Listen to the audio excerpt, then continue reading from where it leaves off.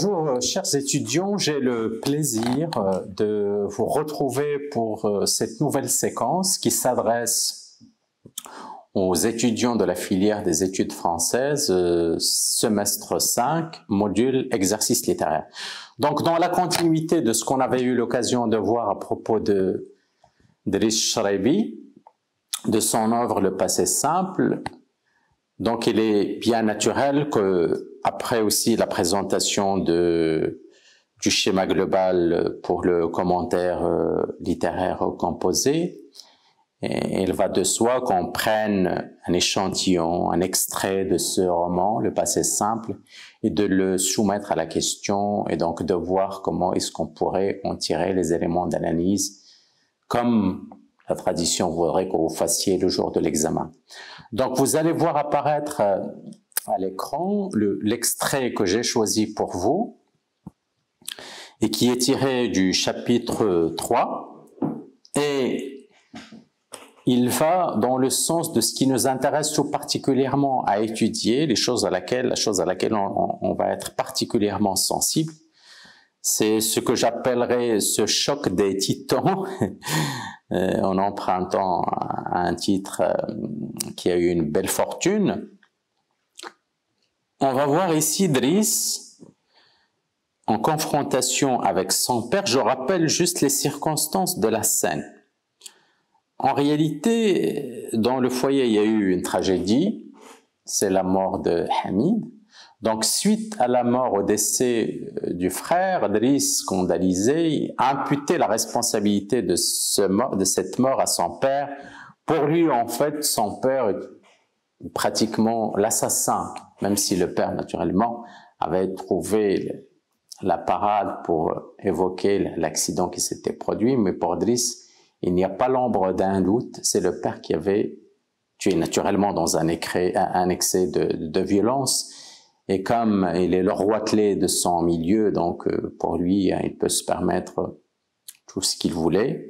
Donc, vous allez voir que pendant cette scène, une scène vraiment épique, hein, là on peut parler de registre épique, une scène d'anthologie aussi, par rapport à ce qu'on a l'habitude de lire et de voir dans les textes de littérature marocaine d'expression française. Donc, l'extrait s'ouvre sur une question dans le cadre de la discussion entre le père et le frère. Pas une discussion, c'est un duel, en réalité. Donc, le père qui demandait à son fils qui lui tient tête, qui lui cherche querelle, qui veut s'expliquer une bonne fois pour toutes et qui voulait jouer carte sur table, lui dire tout haut ce que les autres pensent tout bas, et finalement déverser toute sa rage, toute sa colère, avoir je vais pas dire une dernière explication, mais en tout cas, tout ce qu'il avait sur le cœur, il avait envie de le dire à son père qui le tyrannise. Et le père qui lui demande « Où voulez-vous en venir ?» Et Driss, naturellement, il dit « Attendez, je m'explique. » Et là, vous allez avoir pratiquement le texte qui a une espèce de dimension pédagogique. Et dans l'extrait, vous allez constater qu'il y a de grands moments de confrontation, mais qui ont un aspect, on va dire, différent. Parce que dans cette première partie, parce qu'il va y avoir une deuxième partie que je ne peux pas, malheureusement, ce n'est pas possible pour un commentaire, il faut choisir un extrait assez ramassé. Donc il y avait, Driss avait parlé de double tranchant quand il s'expliquait avec son père. Il lui disait, à un moment donné, quand le père était exaspéré, était fatigué, il ne voulait plus l'entendre, il lui dit, mais attends d'entendre le deuxième tranchant. Donc le deuxième tranchant, je vais vous en dire un mot, mais ici vous avez le premier tranchant. Qu'est-ce que ça veut dire le premier tranchant? C'est par rapport, c'est comme une arme à double tranchant, en réalité. Parce que c'est ça qu'elle est en train de nuancer. Donc le premier tranchant dans le texte, il est par rapport à tout ce qui relève de l'esprit. D'abord, Driss va essayer dans cette espèce de, je ne vais pas appeler discussion ni débat, de confrontation, de duel avec son père, il essaie, ce n'est pas de ramener son père à la sagesse, mais il essaie de raisonner quelque part avec lui. Ce n'est pas de raisonner le père, mais de raisonner avec lui. Ça veut dire dans cette confrontation, il va d'abord exposer rationnellement, je dis bien exposer rationnellement les éléments de conflit, de dispute, si vous voulez, vous pouvez les appeler comme vous voulez, mais il y a un désaccord profond, qui est naturellement un désaccord intellectuel, mais pas qu'intellectuel, il dépasse de loin, mais il y a un désaccord sur le plan même de la conception d'un projet de vie, un désaccord par rapport à un héritage, à un passé, tout ça, on l'avait développé, soit ensemble, soit dans mes précédentes interventions. Donc, en tout état de cause, moi, ce qui m'intéresse à dire ici, c'est que Driss va d'abord essayer la voie de la raison pour évoquer avec son père tous les points de divergence entre eux. Donc, il va employer naturellement tantôt un jargon assez violent, tantôt un jargon, on va dire, assez conciliant. Et au début du texte, vous allez voir cette violence du propos, il est associé à quelque chose que vous allez détecter à travers le champ lexical. Il lui dit, supposez que vous soyez un chêne de quelques 30 mètres de hauteur, imposant, vénérable, puisque c'est le cas. Le Seigneur, il est imaginé comme ça, il se présente comme ça, et dans la société, il symbolise tout ça. Et puis Idriss, il serait quoi? Devinez, il serait le bûcheron qui va abattre cette vénérable institution, ce vénérable chêne. Donc, je suis le bûcheron. Que je sois capable de vous abattre me procure un sentiment d'orgueil intense. C'est comme vous avez vu une espèce de plaisir, je ne veux pas dire mesquin, mais on va dire un plaisir sadique pratiquement. Il aurait bien aimé renverser cette statue géante. Il parle d'orgueil intense. Il n'est pas donné à n'importe qui de pouvoir supprimer cet édifice, cette imposante, cette vénérabilité. Vous voyez comment déjà, avec un style effronté, tout ce qu'il y a de plus effronté, d'ailleurs c'est des scènes invraisemblables, on ne peut pas imaginer ça dans un foyer ordinairement constitué, mais ce que je vous disais tout à l'heure, Driss aussi c'est le porte-voix des sans-voix. Il faut qu'il dise, il faut que l'écrivain lui fasse dire tout haut ce que beaucoup pensent tout bas ou murmurent tout bas ou subissent tout bas tout simplement. Vénérable institution. Et puis, je vais prendre juste des repères. Et puis, juste dans le paragraphe qui vient, mon mégot est encore fumable. On imagine que Driss, à ce moment-là, tient une cigarette. Quelle est l'importance de ce détail qui pourrait passer inaperçu? L'intérêt, c'est que Driss aime bien la provocation. Vous savez très bien que dans les foyers traditionnels, conservateurs, encore plus à l'époque qu'aujourd'hui, tenir une cigarette en présence de son père à cet âge déjà, c'est d'une impudeur extrême. Donc, lui, naturellement, dans cette espèce de provocation dans laquelle il a choisi de se mettre, il va tenir cette cigarette comme le premier symbole d'une révolte contre la soumission. Et puis, après, quand vous avancez dans le texte, parce qu'il y a beaucoup de choses, moi je vais aller vers les points, mais vraiment essentiels.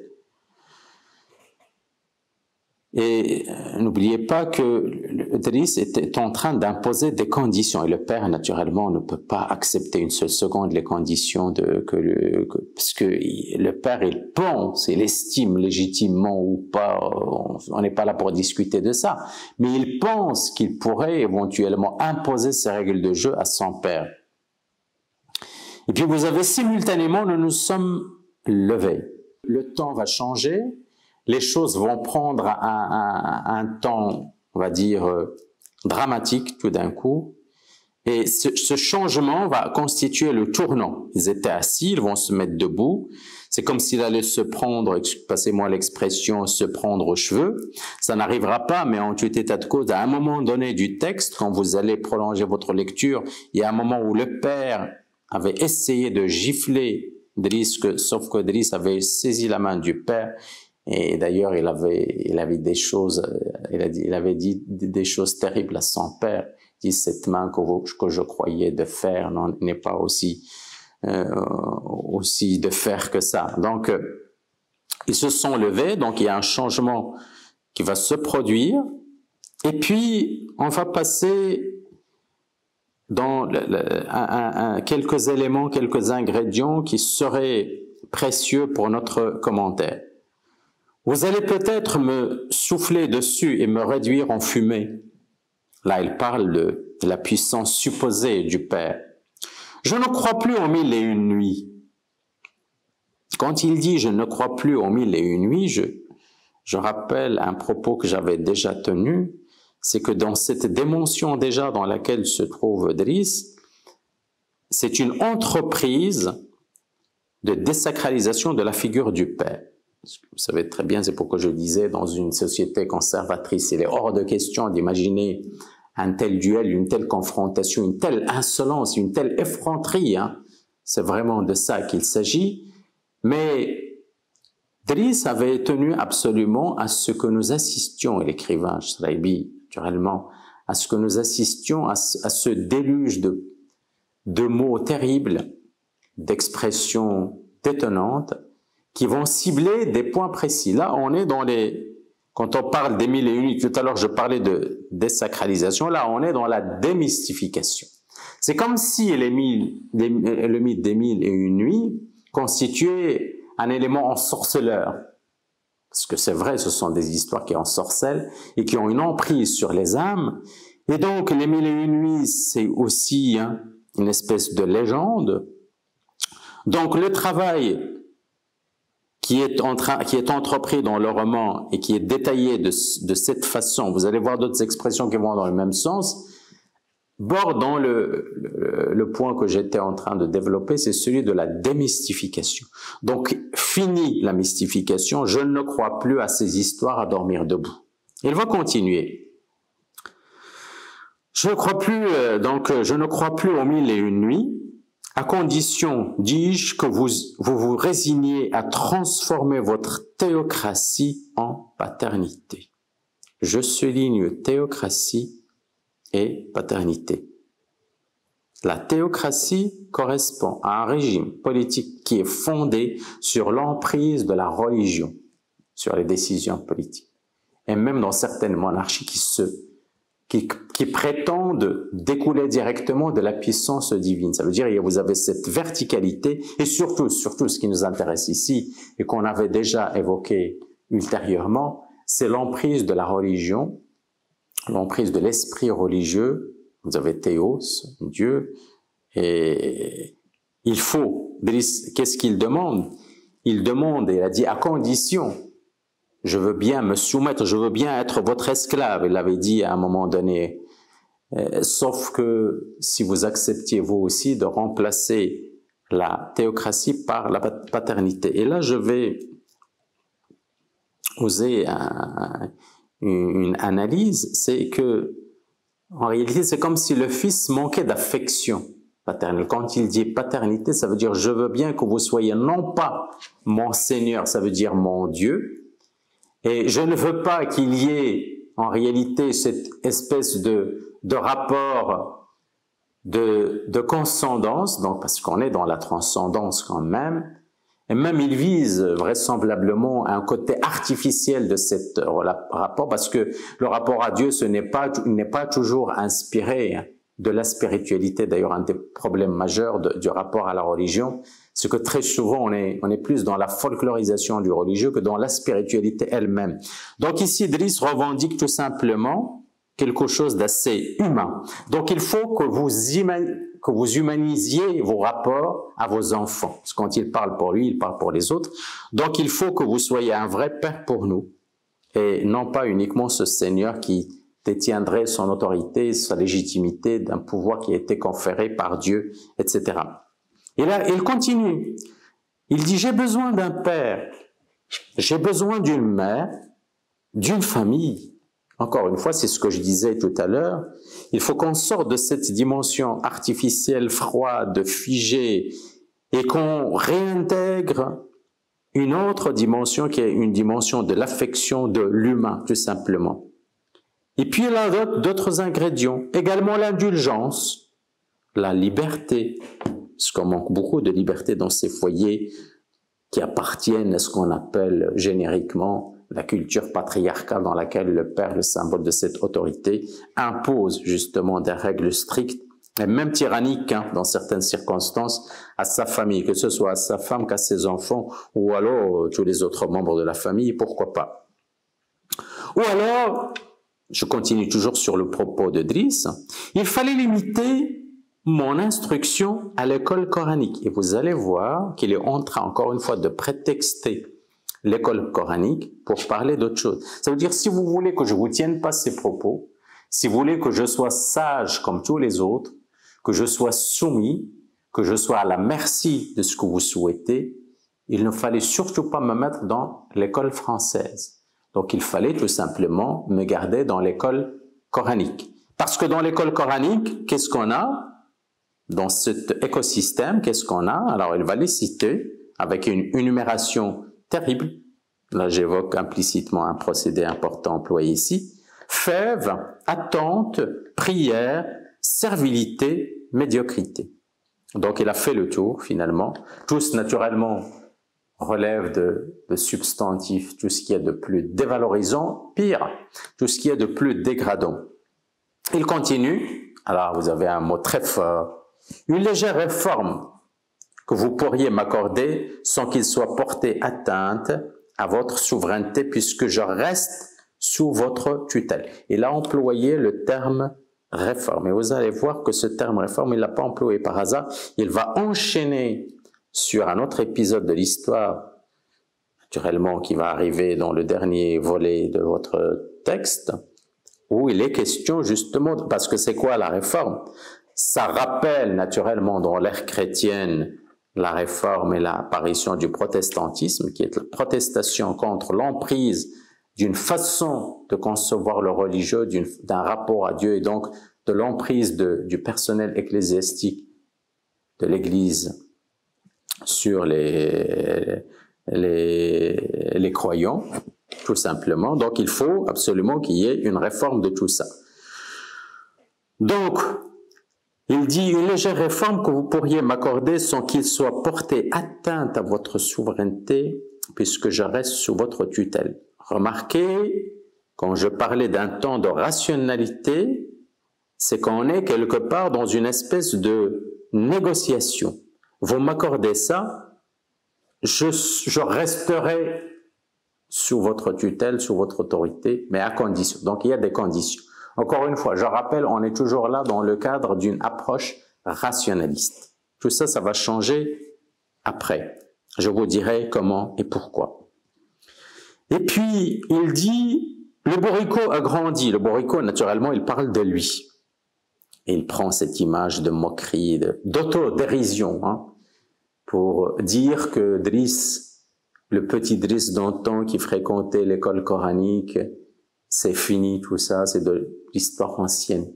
Donc moi, j'ai grandi. Et là, il prend naturellement cette métaphore. Il dit, il lui faut à présent 3 sacs d'avoine. Ça veut dire, il lui faut bien plus que ce dont on le nourrissait sur le plan de l'intellect, naturellement. Il se contentait, le bourricot d'avant, il se contentait de peu, sinon de rien. Maintenant, c'est comme si, en grandissant, il va changer pratiquement son destin. Et n'essayez pas de me soutenir que justement, vous n'avez cessé d'être un père hors série, etc. Donc, il est en train de retourner les propres arguments qui risqueraient de venir de la part de... Il est en train d'anticiper sur ça pour lui retourner ses armes contre lui. Et puis, et le père lui dit, si je n'accepte pas de négocier avec toi, si je n'accepte pas tes conditions, qu'est-ce qui va se passer? Alors Driss va lui dire le deuxième tranchant. Et ce deuxième tranchant, il lui dit, est-ce que tu veux l'écouter assis ou debout? Parce que pour le père, il est préférable qu'il l'écoute assis. Parce que finalement, de quoi est-ce qu'il est bien question dans ce deuxième tranchant? C'est que finalement, on va plus passer On ne va plus rester dans le cadre d'une négociation entre gens civilisés, rationalistes, etc. Non, il va lui lancer à la figure toutes les choses que le père pensait cacher à sa famille. Et là, l'écrivain va évoquer l'hypocrisie sociale. Alors, il va lui évoquer, ça je vous le disais, pour ceux qui souhaitent le découvrir dans le texte, même juste quelques pages après, il va lui sortir 3 choses qui scandalisent naturellement toute personne qui vont les apprendre et qu'au sein même de la famille, on ignorait. Mais Driss était à l'affût de tout ça. D'abord, le père qui allait à la mosquée avait caché dans son tapis de prière du kiff. Ça, c'est le premier élément qu'il va retourner contre le père. Donc, vous qui allez vous prosterner devant Dieu et prêcher la morale à longueur de journée, vous-même, vous êtes dans l'infraction totale et absolue.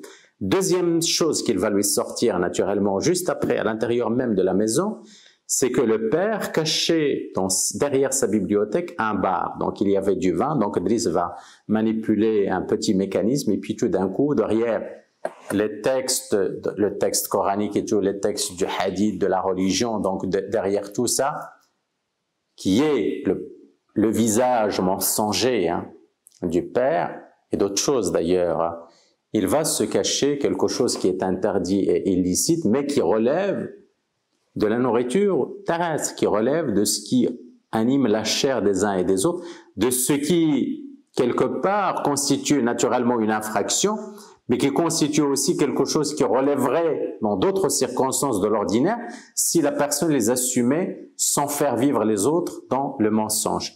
La troisième chose qui scandalise aussi, c'est quand il va lui parler de sa ferme de Ain Diab où il cultivait de la tomate et il avait à ses soldes naturellement des ouvrières, il parlait des ouvrières d'Okhribga qui travaillaient dans ses fermes, et il va parler particulièrement dans des filles, une des filles exploitées par le père.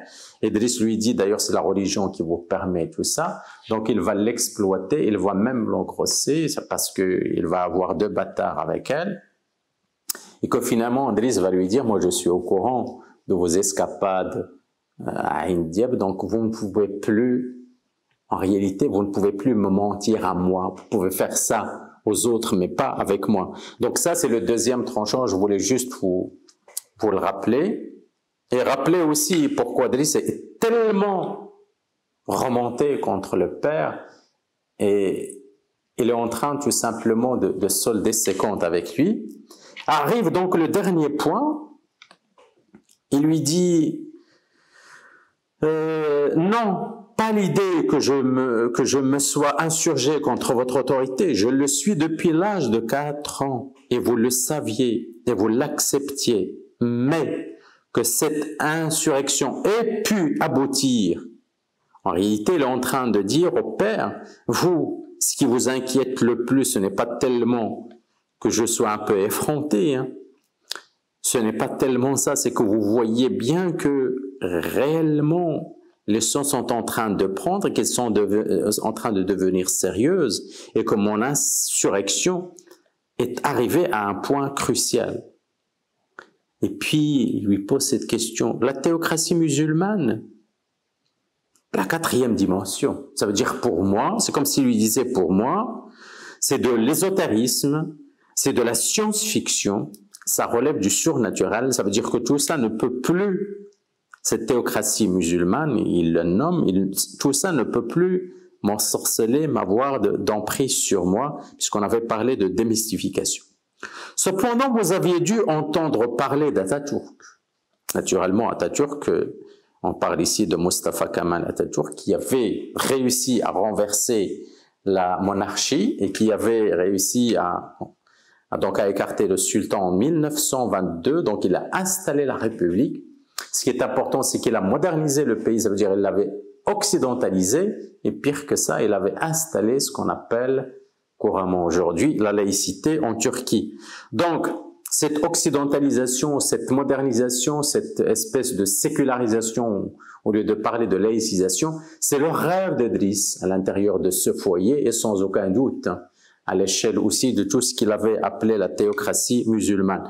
Donc il est en train de, finalement, de choisir son camp, et il lui dit « Je vais devenir l'Atatürk de ce foyer si jamais vous n'acceptez pas mes conditions. » Il lui dit même si vous continuez à vous toger dans votre intransigeance, il y en aura un second Atatürk ici, tout de suite. Ça veut dire qu'il ne lui donne même pas de délai. Me suis-je bien fait comprendre? C'est comme s'il est en train de menacer. Enfin, en réalité, c'est une menace, parce que je vous disais que si le père n'accepte pas tout ça, il va lui sortir le deuxième tranchant contre lequel le père, naturellement, ne peut plus avoir d'argument à opposer à son fils, puisqu'il va le prendre tout simplement à son jeu. Donc, vous avez, je crois, j'ai relevé tous les éléments essentiels à creuser. Maintenant, je vais vous donner une proposition, en réalité, de commentaire d'axe.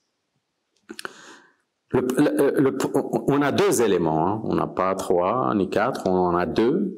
Le premier, c'est que Driss est en train d'exposer pourquoi il est révolté, pour quelle raison il se met dans cette situation. Donc on va appeler cet axe les motifs d'une révolte, et on va les décliner en 3 sous-axes, parce que ce sont des motifs qu'il a nommés, qu'il a précisés, sur lesquels il avait tenu absolument à mettre le doigt.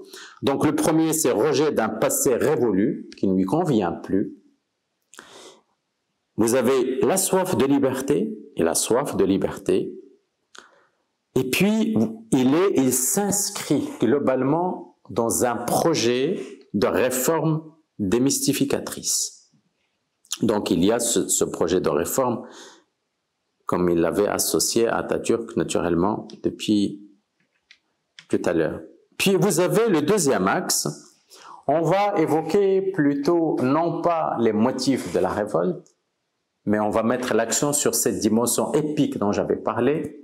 D'ailleurs, vous pouvez inverser les 2 points. C'est un face-à-face sans concession. On peut l'appeler un duel sans concession, c'est-à-dire un duel terrible, dans lequel vous allez mettre une volonté de confrontation. Ça veut dire que Driss ne fuit pas cette confrontation. Au contraire, il l'avait cherchée. Donc, on sent bien, quand je parle de volonté, ça veut dire une volonté ferme.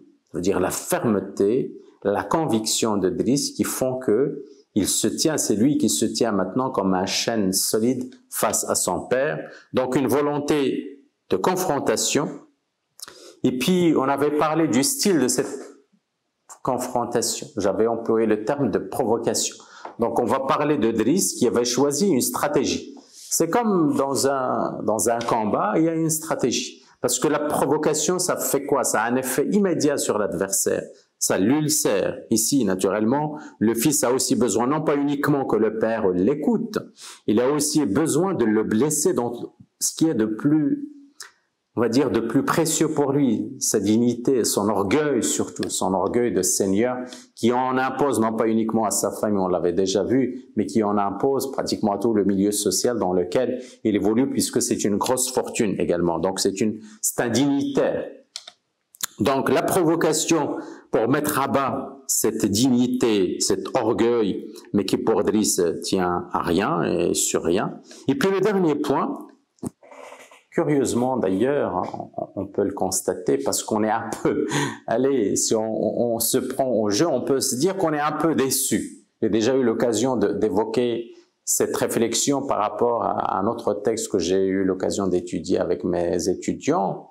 C'est que finalement, cette confrontation, vu la façon avec laquelle le père était présenté, on le sentait plus entraînant, plus gaillard, on va dire. On le sentait plus en héros qui est capable de remuer ciel et terre pour arriver à son but, mais on le sent un peu petit, on le sent fragile. Face à quoi? Non pas face à son fils, qui reste son fils, mais face aux arguments du fils.